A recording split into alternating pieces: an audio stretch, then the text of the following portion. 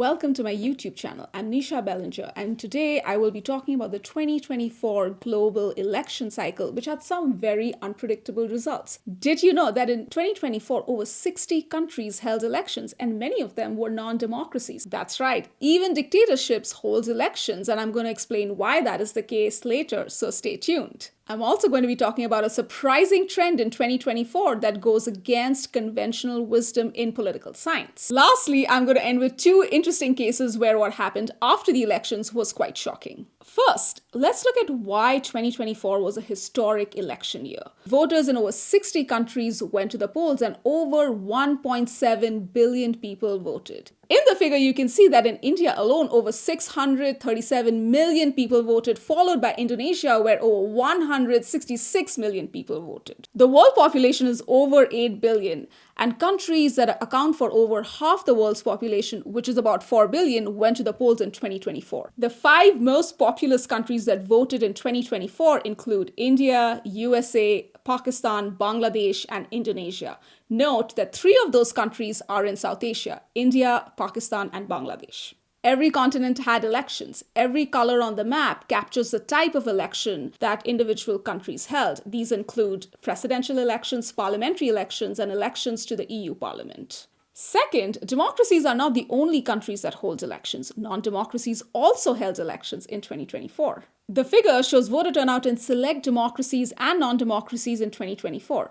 We see that Rwanda had the largest voter turnout, with 98% of the population voting, while Tunisia had the lowest voter turnout, with 28% of the population voting. We'll get to why non-democracies hold elections in a minute, but first, let's look at two examples from 2024. One of the world's most prominent non-democracies is Russia, and in 2024, President Putin got re-elected into office for a fifth term with over 87% of the vote. Russia is notoriously non-democratic, where any meaningful opposition to challenge President Putin's hold on power is brutally repressed. For instance, it is widely believed that President Putin's primary opposition challenger, Alexei Navalny, was poisoned in an assassination attempt in 2020 and was later killed in a Russian prison in 2024. Similarly, Rwanda is also a non-democracy where President Paul Kagame won his fourth term in office in 2024 with over 98% of the vote. He has been in power for over 2 decades. The Rwanda National Electoral Commission prevented several candidates from running for office. But why even hold elections at all? One reason is to placate the masses so that people feel they have a voice in how they are governed. Another reason is to make autocratic leaders appear more legitimate, giving them election results that they cite as the basis of their rule, regardless of whether those elections are free and fair. Why do you think non-democracies hold elections?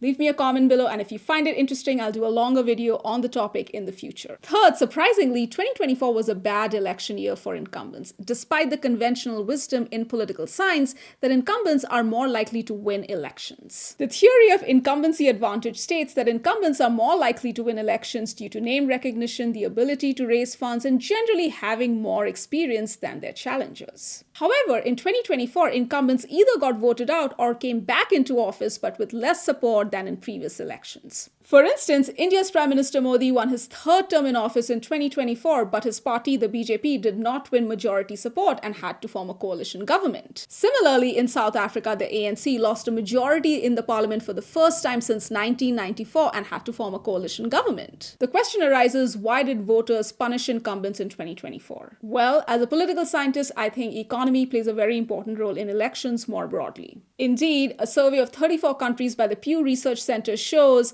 that economy, and particularly inflation, was one of the important issues for voters in the 2024 election year. Countries have struggled to recover from the pandemic, and economic frustrations from rising prices to unemployment have influenced the way people voted in 2024. So, why did incumbents lose? To quote James Carville, who said it bluntly, it's the economy, stupid. Now, you might ask, did leaders and parties to the left or the right perform better in elections in 2024? The answer is, in some cases, candidates and parties to the right fared better than those on the left. In the United States, President Trump, who's more to the right, got re-elected. Similarly, in Austria, the far-right Freedom Party won the largest vote share in parliamentary elections in September 2024. In other cases, parties to the left performed better. In the UK, Starmer's Labour Party, that's more to the left, won a parliamentary majority and marked an end to the 14-year rule of the Conservative Party in the country. And in France, the left-leaning New Popular Front coalition won the most seats in snap parliamentary elections in July 2024. Overall, what we can say is that voters were looking for change in 2024. Lastly, I want to talk about two surprising cases and what happened after the elections in 2024. Let's look at Bangladesh, where Sheikh Hasina consolidated her power over the years